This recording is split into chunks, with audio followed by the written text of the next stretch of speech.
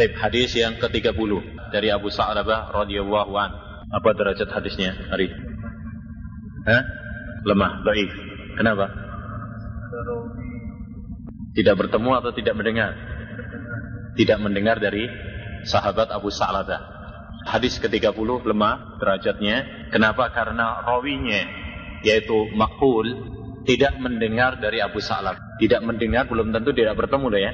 Bedakan. Kadang seorang bertemu tetapi tidak mendengar. Nah, baik. Inna wa farada faraidah. Fardun. Ada beberapa macam. Jul. Fardun. Ada dua macam. Yaitu apa? Fardu ain dan fardu kifayah. Apa bedanya ya?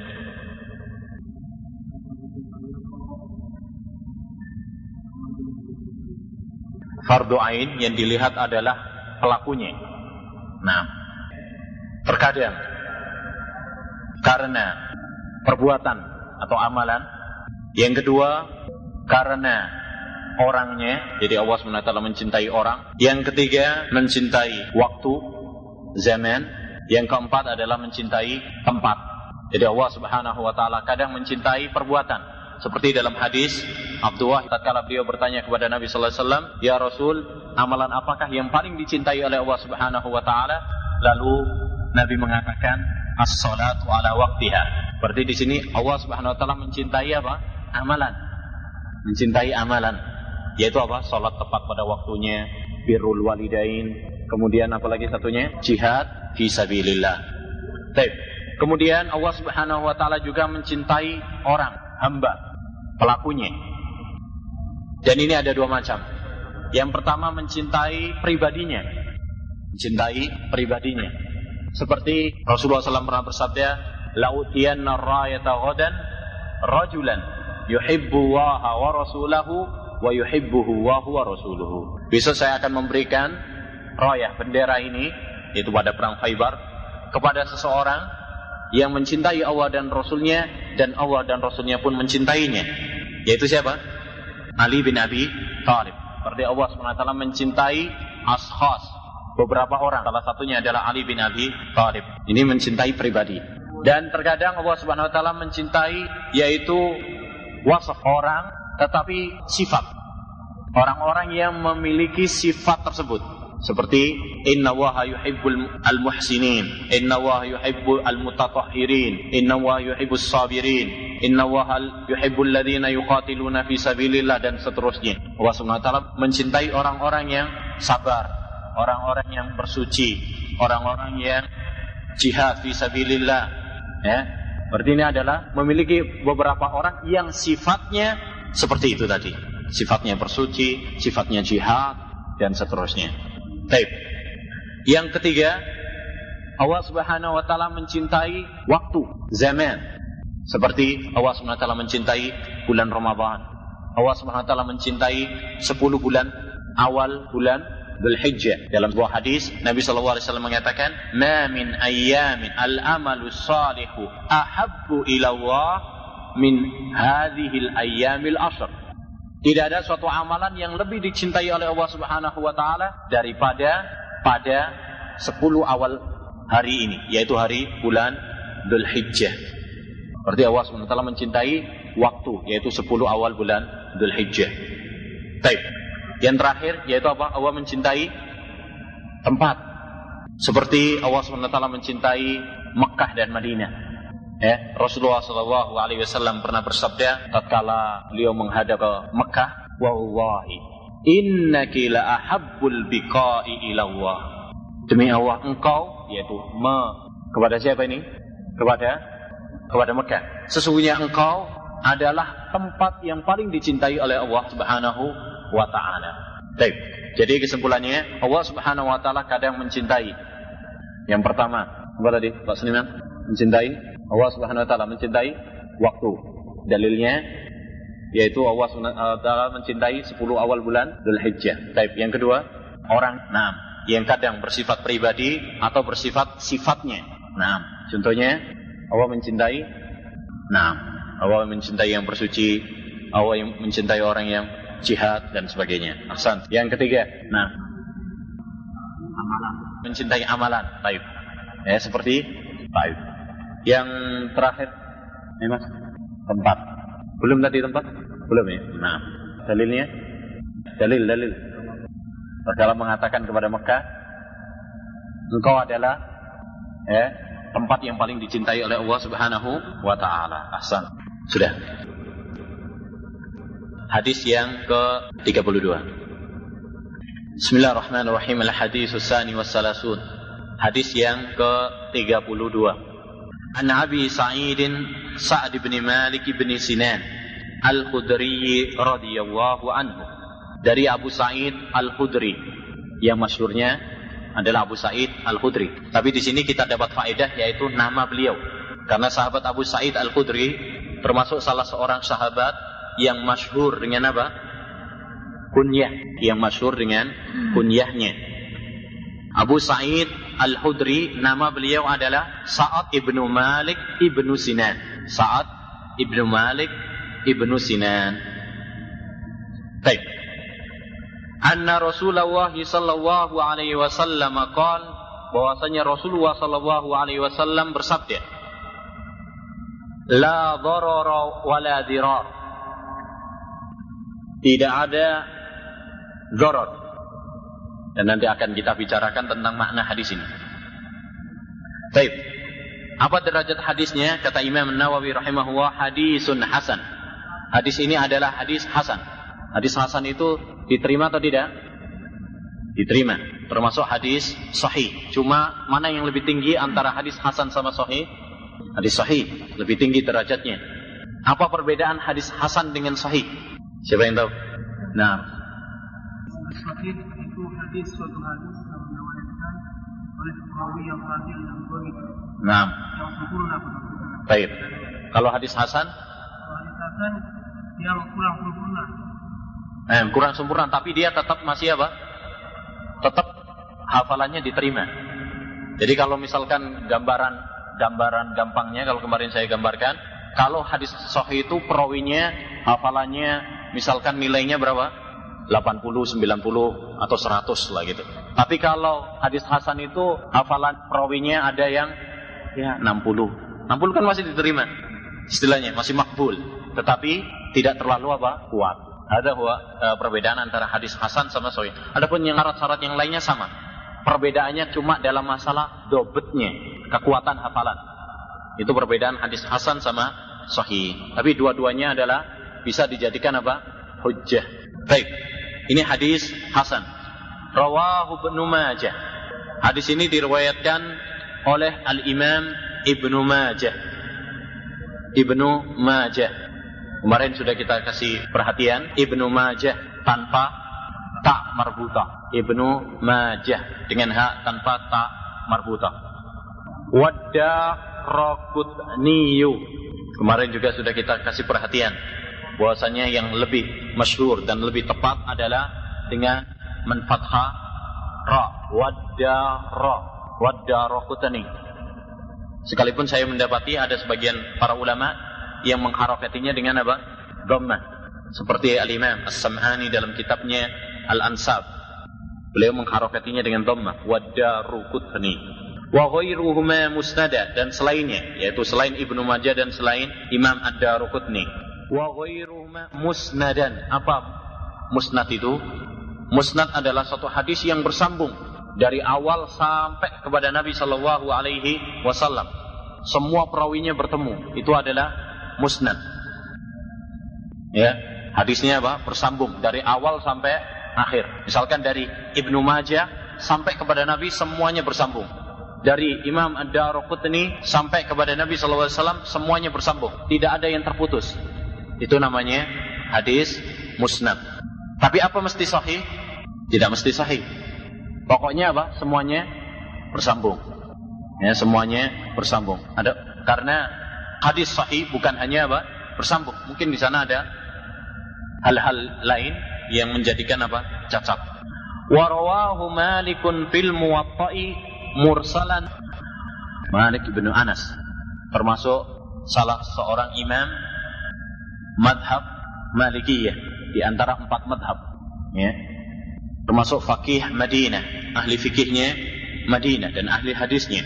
Fil Muwatta, dalam kitabnya Muwatta, bahwa kitab yang menghimpun beberapa hadis tentang masalah-masalah hukum yang diurut dengan fikih hukum, dan dikatakan oleh Imam Asy-Syafi'i rahimahullahu taala bahwasanya Muwatta adalah kitab yang paling sahih. Jadi kata Imam Syafi'i, asahhu kitabin ba'da kitabillah Muwatta. Kitab yang paling sahih setelah Al-Qur'an adalah Muwatta. Baik, kalau ada yang berkata, bukankah yang paling sahih adalah Bukhari dan Muslim? Iya kan? Bukankah para ahlul hadis, para ulama telah sepakat bahwasanya yang paling sahih setelah Al-Quran adalah Bukhari dan Muslim?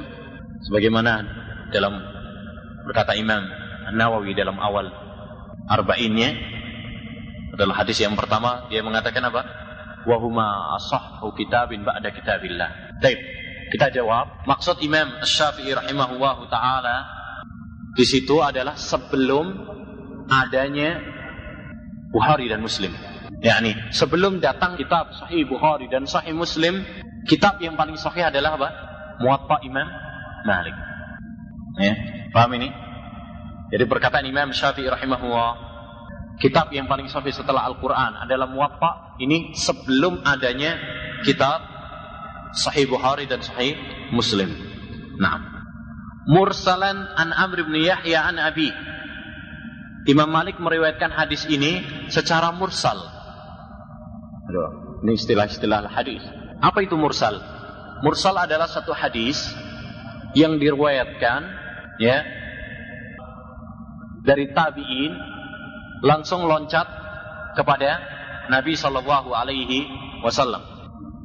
Mursal adalah satu hadis yang diriwayatkan, yang diuratkan oleh seorang tabi'in langsung kepada Nabi Muhammad sallallahu alaihi wasallam. Seorang tabi'in. Tabi'in itu apa? Yang bertemu dengan sahabat. Langsung kepada Nabi Muhammad sallallahu alaihi wasallam. Apakah tabi'in bertemu dengan Nabi Muhammad sallallahu alaihi wasallam? Tidak. Berarti di sini ada yang terputus. Baik. Kalau ada yang mengatakan tabi'in langsung kepada Nabi sallallahu alaihi wasallam, berarti yang jatuh adalah siapa? Sahabat. Berarti yang jatuh adalah sahabat. Kan jelas semua sahabat apa? Adil, siqah. Berarti hadis mursal adalah hadis yang sahih, karena yang terputus adalah jelas-jelas sahabat, dan semua sahabat adalah terpercaya. Kita katakan ini tidak benar, yakni melazimkan, mengharuskan yang terputus adalah, yang jatuh adalah sahabat, mesti sahabat, ini tidak benar. Jadi seorang tabi'in langsung kepada Nabi, belum tentu yang jatuh adalah mesti sahabat saja. Mesti sahabat, ini tidak mesti. Karena terkadang ada seorang tabi'in meriwayatkan dari tabi'in yang lain, meriwayatkan dari tabi'in yang lain baru kepada apa? Sahabat. Paham masalahnya? Seorang tabi'in langsung meriwayatkan kepada Nabi Muhammad SAW. Mungkin ada yang mengatakan yang jatuh berarti siapa? Sahabat. Kalau yang benar-benar yang jatuh adalah sahabat, berarti hadisnya sahih. Karena semua sahabat itu adalah apa? Adil. Baik dia diketahui namanya ataupun tidak. Tapi kita katakan tidak mesti. Seorang tabi'in tidak mesti dia itu meriwayatkan suatu hadis langsung dari apa? Sahabat. Bisa jadi seorang tabi'in itu meriwayatkan dari apa? Temannya dulu. Nah, kalau meriwayatkan dari temannya dulu, kita tidak tahu seorang tabi'in apakah dia itu sikoh ataukah tidak. Kalau mesti yang jatuh adalah sahabat, ini jelas semua sahabat adalah apa? Terpercaya. Ini nggak ada masalah. Berarti hadis mursal nanti sahih semuanya. Tapi yang menjadi permasalahan, dan itu yang menjadikan para ulama menghukumi hadis mursal adalah lemah, karena seorang tabi'in tatkala meriwayatkan, dia tidak mesti meriwayatkan dari apa? Sahabat. Mungkin saja dia meriwayatkan dari apa? Temannya sendiri, dari tabi'in, sesama tabi'in. Bahkan di sana ada seperti hadis innamal a'malu binniyat. Itu adalah seorang tabi'in meriwayatkan dari tabi'in, meriwayatkan dari tabi'in. Ibrahim At-Taimi meriwayatkan dari Yahya bin Sa'id Al-Ansari, meriwayatkan dari Muhammad bin Ibrahim At-Taimi. 3 tabi'in semuanya meriwayatkan. Jadi dari 3 tabi'in dulu baru kepada Umar bin Khattab. Berarti seorang tabi'in tidak mesti langsung meriwayatkan dari sahabat. mungkin meriwayatkan dari temannya dahulu. Disinilah kemudian para ulama menghukumi hadis mursal adalah hadis yang lemah. Tetapi hadis ini jelas bahwasanya yang jatuh adalah siapa? Sahabat. Kalau yang jatuh jelas adalah sahabat, maka enggak menjadi masalah. Karena semua sahabat itu adalah apa? Terpercaya. Kalau kita tahu bahwasanya yang jatuh adalah hanya sahabat saja, maka hadisnya adalah apa? Tidak menjadi masalah. Walahu turukun yuqawwi ba'daha ba'dha. Hadis ini memiliki jalan-jalan yang saling menguatkan antara satu dengan lainnya. Alhasil, kesimpulannya hadis ini adalah hadis yang hasan karena memiliki penguat-penguat yang bisa mengangkat hadis ini kepada derajat hasan. Hadis mursal aslinya adalah dhaif, tetapi karena memiliki banyak penguat-penguat sehingga mengangkatnya menjadi hadis hasan yang dihukumi sebagai para ulama sebagai hadisun hasan. Hasan apa? Li ghairihi wa li dzatihi. Li ghairihi. Hasan li ghairihi. Karena aslinya dhaif kemudian terangkat kemudian menjadi hadis hasan. Nah, ya ini kalau difahami ya alhamdulillah. Kalau enggak ya nanti ditunda kapan-kapan insyaallah belajar ilmu mustalah hadis ya. Insyaallah kan apa? Mudah. Jadi hadis ini adalah apa? Bisa diterima kesimpulannya. Disahihkan oleh Imam An-Nawawi rahimahullah sebagaimana tadi hadisun hasan. Demikian juga dihasankan oleh Imam Al-Baihaqi ya. Dan juga dihasankan oleh Imam Al-Ala'i, Al-Hafidh Al-Ala'i. Demikian juga oleh Al-Hafidh Al-Munawi dalam Faidul Qadir, Syarah Jami' As-Sahih dan ulama-ulama ahli hadis lainnya. Baik. Sekarang kita berpindah kepada rawi hadis Abu Sa'id Al-Khudri. Nama beliau tadi yaitu apa? Sa'ad ibnu Malik ibnu Sinan. Beliau adalah seorang sahabat yang masyhur. Seorang sahabat dari sahabat Ansar. Beliau kecil waktu itu. Seorang sahabat yang menjumpai Nabi sallallahu alaihi wasallam, tetapi pada saat itu masih apa? Kecil. Abu Sa'id Al-Khudri. Seperti halnya siapa? Ibnu Abbas, Abdullah bin Zubair, Abdullah bin Umar. Itu adalah para sahabat yang menjumpai Nabi pada waktu masih muda. Baik. Tetapi Abu Sa'id Al-Khudri, beliau adalah seorang yang dikaruniai ilmu. Beliau adalah seorang sahabat yang banyak meriwayatkan hadis. Beliau banyak mengikuti, mendengar hadis dari Nabi sallallahu alaihi wasallam. Bahkan kita ingat kisah dalam Sahih Bukhari dan Muslim antara Abu Musa Al-Asy'ari dengan Umar bin Khattab. Tatkala Abu Musa Al-Asy'ari ingin ke rumahnya Umar bin Khattab, kemudian salam 3 kali tidak dijawab, akhirnya dia pergi. Kemudian Umar bin Khattab bertanya kepada Abu Musa, kemarin kemana kamu? Katanya saya sudah minta izin kepada kamu 3 kali tidak dijawab, maka saya pulang karena itu perintah Nabi Shallallahu Alaihi Wasallam. Kata Umar, siapa saksinya? Siapa yang menyaksikan kamu bahwasanya Nabi mendengar seperti itu? Kalau tidak, maka apa? Saya akan memenggal lehermu. Ini hanya takkid dari siapa? Umar bin Khattab radhiyallahu anhu. Akhirnya kemudian dia pergi kepada Hayala Ansar dan menceritakan bahwasanya Umar bin Khattab mengatakan seperti ini. Lalu orang-orang Ansar mengatakan, tidak ada yang menyaksikan hal itu kecuali orang yang paling kecil dari kami. Akhirnya siapa? Abu Sa'id Al-Khudri, yang paling kecil di antara kami. Yakni hadis ini adalah masyhur. Semua kita mendengarnya dari Nabi sallallahu alaihi wasallam, sampai orang-orang yang paling kecil pun mendengarnya dari Nabi sallallahu alaihi wasallam. Akhirnya apa? Abu Sa'id Al-Khudri lah yang kemudian menjadi saksi bahwasanya Nabi sallallahu alaihi wasallam mengatakan hal itu. Yakni apabila seorang itu minta izin ke rumah seorang, salam 3 kali, kemudian tidak dijawab, maka hendaknya dia pergi. Cukup 3 kali saja. Nah, jadi kesimpulannya hadis ini adalah diriwayatkan oleh Abu Sa'id Al-Khudri dan beliau adalah seorang sahabat yang mulia. Beliau mufti Madinah, beliau ikut jihad fisabilillah, banyak memiliki mengikuti perang-perang dan sebagainya. Baik. Kemudian tentang isi hadis ini. Hadis ini ikhwani merupakan kaidah yang besar dalam kaidah-kaidah agama Islam. Hadis ini merupakan kaidah yang besar dalam masalah agama. Oleh karena itu, kita ingat tentang 5 kaidah fiqhiyah yang dijadikan oleh para ulama sebagai al-qawaid al-khamsah al-kubra.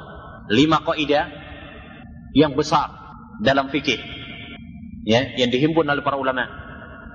Mereka mengatakan 5 kaidah ini adalah 5 kaidah yang besar yang mencakup berapa kaidah-kaidah kecil lainnya.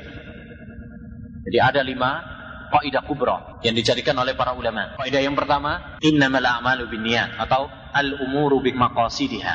Kaidah yang kedua, al-masyaqqatu tajlibut taysir.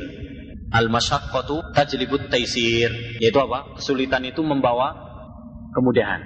Baik. Yang ketiga, ad-dararu yuzal, yaitu ini. La darara wala dirar. Baik, yang keempat, al-'adah muhakkamah. Al-'adah muhakkamah. Adat itu adalah apa? Menjadi timbangan hukum. Baik, yang kelima, apa lagi? Al-umuru bimaqasidiha. Kemudian al-masyaqqatu tajlibut taysir. Kemudian al-'adah muhakkamah. Ad-dararu yuzal. Yang kelima, al-yaqinu la yazulu bisyak. Yakin itu tidak bisa dihilangkan dengan keraguan. Ini 5 kaidah yang sangat berharga sekali. Kalau kita memahami 5 kaidah ini, insya Allah kita akan bisa memahami beberapa permasalahan-permasalahan yang cukup banyak. Yang 5 kaidah ini. Pertama adalah al-umuru bimaqasidiha. Dalilnya adalah innamal a'malu binniyat. Jadi segala sesuatu itu tergantung kepada apa? Niatnya. Dan ini bercabang entah berapa banyak permasalahan nanti. Entah berapa permasalahan yang masuk di dalam apa? Kaidah ini. Masuk dalam masalah ibadah, masuk dalam masalah muamalah, jual beli, pernikahan dan sebagainya. Baik. Kemudian kaidah al-masyaqqatu tajlibut taysir. Kemudahan, kesulitan itu membawa kepada kemudahan. Ini juga ada dalam Islam. Sesuatu itu kalau memang adalah satu yang sulit, satu yang berat, maka Islam datang membawa kepada apa? Kemudahan. Oleh karena itu, perhatikan saja, orang yang diberi musibah oleh Allah Subhanahu wa taala, maka akan apa? Diberi kemudahan baginya. Orang yang sakit, maka boleh baginya untuk yaitu apa? Salatnya duduk, misalkan kalau memang dia tidak mampu untuk berdiri. Boleh baginya untuk salat di rumahnya kalau memang dia tidak mampu. Dan orang yang miskin, boleh baginya untuk tidak mengeluarkan zakat dan tidak haji karena memang miskin. Baik. Yang ketiga adalah kaidah al-yakin la yazulu bisyak. Ini juga mencakup dalam berbagai permasalahan. Dalam masalah ibadah, dalam masalah muamalah dan sebagainya. Contohnya misalkan, kalau seorang ragu tentang air, ada dia punya jana, ada airnya suci. Kemudian ditinggal pergi, safar dia untuk umrah misalkan 3 atau 5 hari. Balik lagi ke rumah. Dia ragu, air ini sudah najis atau tidak? Seperti yang dulu pertama ataukah tidak? Maka yang hendaknya dia lakukan adalah apa? Membangun di atas keyakinan. Yang yakin asalnya adalah apa? Suci. Khalas. Selama dia tidak mengetahui adanya najis yang merubah warnanya, baunya, maka hendaknya dia membangun di atas kesucian. Dalam tawaf, ragu-ragu, ini sudah 5 atau sudah 6 putarannya. Karena mungkin sesak, kemudian apa? Lupa, ini sudah 5 atau 6. Apa yang dia lakukan? Yang dia lakukan adalah hendaknya dia membangun di atas keyakinan. Kalau yakinnya 6, 6. Kalau yakinnya 5, 5. Kalau memang dia tidak ada yang yakin, maka hendaknya dia membangun kepada asalnya. Asalnya berapa? Yang paling sedikit, yaitu apa? 5. Langkah yang pertama adalah apa? Membawa kepada yakin. 5, 6. Tapi kalau misalkan dia yakinnya 6 misalkan, kelas pakai 6. Tapi kalau misalkan setengah-setengah, masih bingung, maka hendaknya dia membawa kepada yang paling sedikit, yaitu 5. Sama seperti dalam sholat. Antum misalkan sholat duhur misalkan, ragu, ini tadi sudah 3 rakaat atau 4 rakaat. Apa yang antum lakukan? Yang antum lakukan adalah mana yang lebih yakin. 4 rakaat. Misalkan antum yakin 4 rakaat, 4 rakaat. Kalau memang tidak ada yang yakin, kembalikan kepada yang paling sedikit, yaitu berapa? 3 dalam contoh tadi. Demikian seterusnya. Ada seorang ragu, misalkan, saya sudah menceraikan istri saya atau belum? Apa asalnya? Belum. Demikian seterusnya. Kaidah ini jadi penting. Kaidah yang keempat, ad-dararu yuzal, dan ini yang akan kita bahas. La darara wala dirar. Jadi la dharar wa la dirar termasuk di dalam apa? 5 kaidah yang besar yang dirangkai oleh para ulama. Baik. Yang terakhir adalah al-'adah muhakkamah. Al-'adah muhakkamah. Adat itu adalah satu timbangan. Yakni dikembalikan kepada apa? Urf, pada adat. Jadi adat itu memiliki daur. Apa daur itu? Memiliki satu nilai juga, patokan juga. Misalkan kalau seorang menikah, adatnya biasanya di suatu tempat yang perempuan tidak boleh dibawa ke luar desanya atau keluar negerinya. Baik, dipakai ini sahih atau tidak adat tersebut? Hah? Adatnya sahih atau tidak? Sahih. Kenapa tidak? Asalnya sahih. Kalau antum mau dengan adat tersebut, ya silahkan. Kalau enggak, ya cari yang lain. Salah. Baik. Demikian. Baik. Misalkan seorang menikah, maka tetap diizinkan untuk sekolah. Misalkan, tetap diizinkan untuk sekolah yang istrinya. Dipakai atau tidak? Pakai. Kalau antum mau, ya teruskan. Kalau enggak, cari yang lain. Tapi asli atau adat tersebut adalah apa? Sahih. Ya. Oleh karenanya kalau misalkan seorang menikah yang kemudian adatnya seperti tadi, maka dia harus mengikuti adat tersebut. Kalau dia tahu ya adatnya memang seperti itu, ya berarti harus mengikuti. Kecuali kalau dia sudah apa? Memberikan syarat sebelumnya. Saya mau menikah tapi adat tersebut saya tidak menyetujuinya atau saya tidak bisa memenuhi adat tersebut. Kalau memang nanti ridho, setuju dari pihak perempuan, maka apa? Boleh. Demikian juga adat-adat yang lainnya. Paham ini ya? Jadi al-'adah muhakkamah. Dikembalikan kepada adat. Demikian juga misalkan nafkah, kembalikan kepada adat. Berbeda-beda orang itu. Misalkan nafkah kepada orang misalkan di Jawa, mungkin beda dengan yang di luar Jawa. Yang di kota sama desa, beda enggak? Per bulannya, kalau di desa mungkin 300 sampai 500 ribu mungkin apa? Cukup. Tapi kalau di kota beli bedak aja nggak cukup mungkin ya kan. Jadi beda. Demikian juga seterusnya.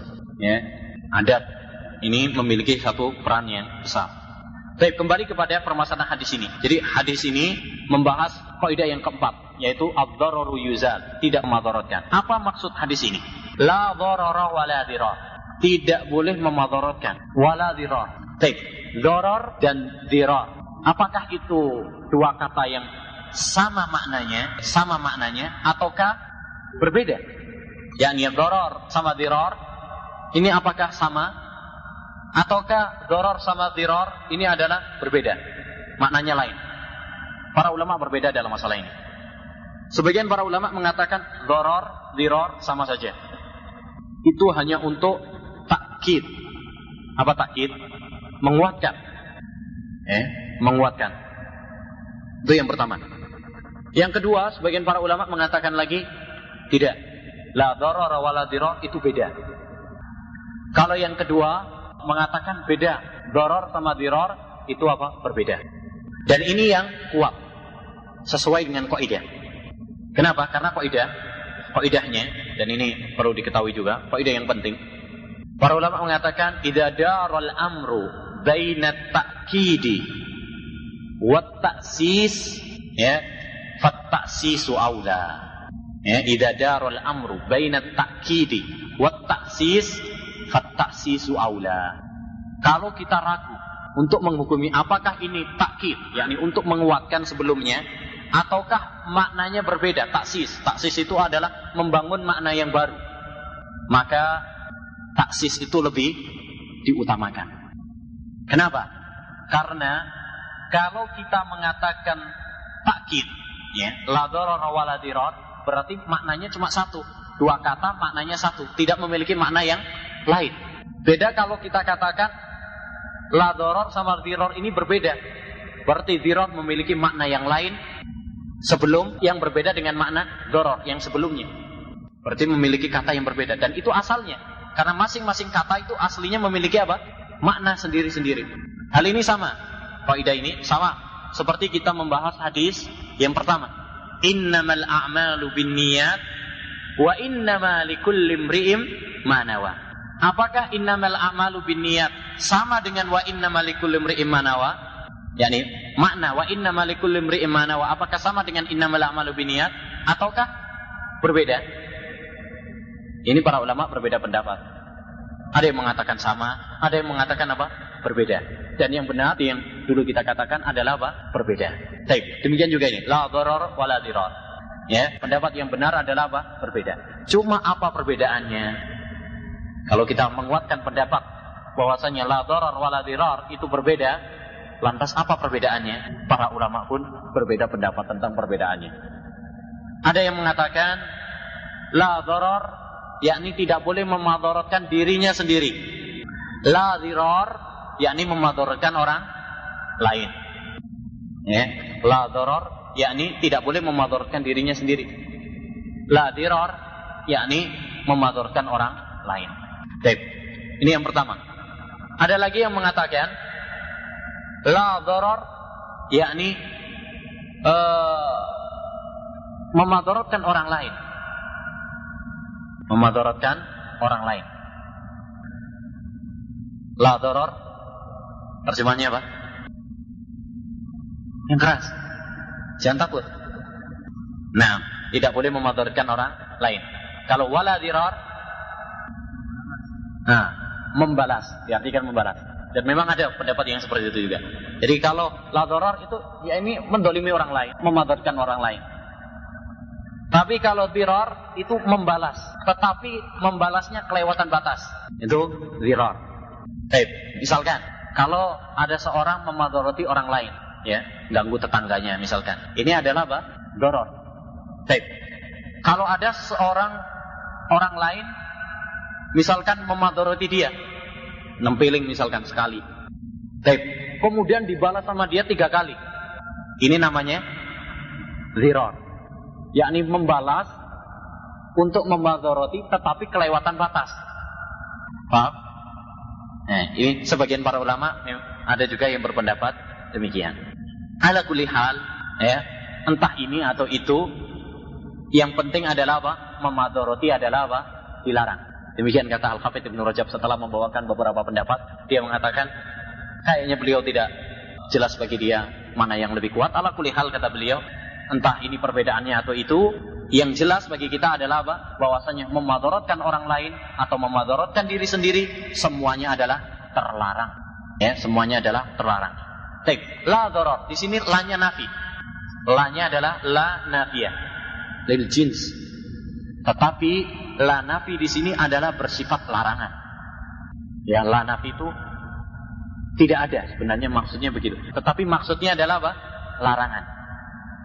Nafi bimakna nahi. Nafi bimakna nahi. Ini maksud hadis tersebut. Jadi tidak ada madarat. Tapi maksudnya adalah jangan memadarati. Baik memadarati diri sendiri pun memadarati orang lain. Contoh memadarati diri sendiri gimana? Apa contohnya memadarati diri sendiri? Ya seperti misalkan merokok. Para ulama sekarang yang mengatakan haramnya rokok, salah satu dalil mereka, banyak dalilnya ya, di antara dalil mereka adalah hadis ini, la dharara wala dirar. Tidak boleh memadaratkan, termasuk memadaratkan diri sendiri. Rokok memadaratkan diri sendiri dengan kesepakatan orang yang berakal. Ya, sampai di rokoknya sendiri tertulis, rokok dapat membahayakan kesehatan Anda. Dan nggak ada protes itu. Pernah antum dengar demonstrasi para perokok memprotes tulisan dalam rokok tersebut? Ada yang protes? Nggak ada kan? Hatta orang kafir? Ya, hatta orang kafir nggak ada yang protes. Karena itu benar. Ajaibnya banyak orang yang membela hawa nafsunya dalam masalah ini. Ya, kalau kemudian mengakui tentang kelirunya dia, itu sebenarnya bagus. Tapi yang lebih parahnya, kemudian mengutik-ngutik, ya, berfatwa tanpa ilmu, mengatakan rokok itu masuk dalam 5 hukum. Kadang boleh, kadang makruh, kadang sunnah, kadang makruh, kadang wajib. Kapan wajib? Katanya kalau dia misalkan sholat atau ngajar, kemudian pusing tanpa merokok. Seperti kalau misalkan saya, katanya, Ada seorang yang mendengar seorang kiai mengatakan itu. Seperti saya, kalau misalkan saya nggak merokok nanti pusing, nanti nggak berdakwah. Berarti rokok adalah apa? Wajib bagi saya. Ini adalah fatwa yang sesat dan menyesatkan. Nah, salah satu contohnya yaitu apa? Membahayakan diri sendiri. Dan makna hadis ini didukung oleh ayat-ayat yang lain, seperti firman Allah Subhanahu wa taala, "Wala tulqu biaydikum ila tahluka." Janganlah kalian campakkan diri kalian ke dalam kehancuran. Kemudian, "Wala taqtulu anfusakum." Jangan kalian membunuh diri kalian sendiri. Dan semua orang sepakat bahwasanya rokok itu adalah salah satu faktor yang mematikan. Itu semua kedokteran sepakat. Bahkan salah seorang dokter mengatakan, seandainya orang-orang itu meninggalkan rokok, maka setengah rumah sakit di dunia ini, tentu akan apa? Tidak terlalu repot. Ini menunjukkan saking banyaknya orang yang terkena penyakit karena rokok. Baik, itu satu contoh. Contoh-contoh yang lainnya banyak. Baik. Oleh karena itu Allah Subhanahu Wa Taala dalam banyak tempat melarang untuk apa? Memadaratkan. Contoh kita perhatikan dalam ayat-ayat yang dilarang oleh Allah Subhanahu Wa Taala untuk memadaratkan. Di antaranya, yaitu larangan Allah Subhanahu Wa Taala kepada seorang suami untuk menyakiti istrinya agar mengembalikan maharnya. Allah Subhanahu Wa Taala berfirman, "Wala tudaruhunna litudayyiku alaihinna." Jangan kalian memadaratkan mereka, yakni para istri, agar mereka mengembalikan maharnya.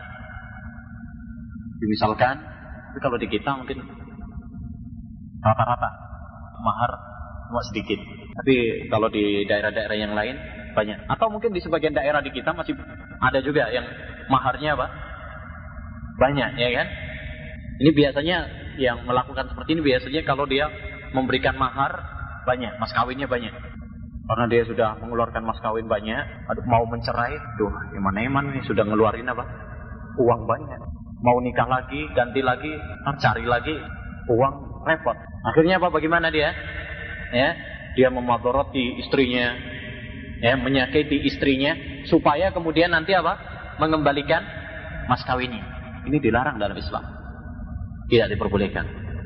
Nah, Allah Subhanahu Wa Taala juga melarang seorang untuk memadharati ahli waris. Memadharati ahli waris. Firman Allah Subhanahu Wa Taala, "Min ba'di wasiyati yusa biha aw dainin ghaira mudhar." Setelah pembagian ahli waris, kata Nabi sallallahu alaihi wasallam, kata Allah Subhanahu Wa Taala, ghaira mudhar, tanpa memadharatkan. Gimana sih memadharatkan ahli waris? Misalkan memadharatkan ahli waris adalah kalau dia telah memberikan sebagian hartanya kepada sebagian ahli warisnya. Ini nggak boleh. Kata Nabi sallallahu alaihi wasallam, "Inna Allaha a'ta kulli haqqin haqqah, fala wasiyata liwaris." Misalkan dia punya harta, sebelum meninggal dia mengatakan, "Ini nanti rumah ini untuk anak saya yang baik ini." Nah, ada salah seorang anaknya yang merawat dia. Biasanya apa? Kemudian diberikan apa? Bagian yang lebih. Ini nggak boleh. Nggak boleh wasiat kepada nanti yang bakal menjadi waris, itu nggak boleh. Kecuali kalau ahli waris yang lainnya apa? Rela, ridho, itu nggak apa-apa, karena itu hak mereka. Tapi kalau tidak, maka ini nggak boleh. Wasiat kepada ahli waris ini adalah tidak boleh. Wasiat itu boleh kalau kepada selain ahli waris, kepada temannya misalkan yang jauh, boleh. Tapi dengan syarat, yaitu apa? Tidak boleh lebih dari sepertiga. As-sulusu was-sulusu katsir. Sebagaimana kata Nabi sallallahu alaihi wasallam. Nah, ini enggak boleh.